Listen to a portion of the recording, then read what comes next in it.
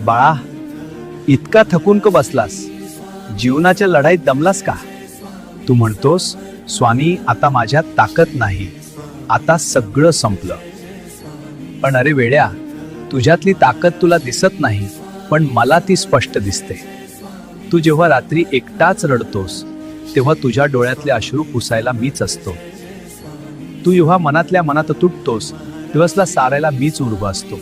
तुला वाटतं सगळं संपलं, रस्ता बंद झाला, पण खरं तर बाळा, ही नव्या अध्यायाची सुरुवात असते.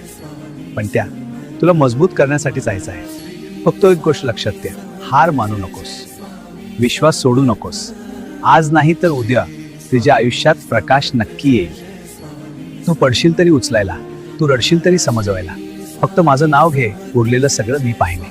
तुझ्या कष्टाचं फळ तुला मिळेलच.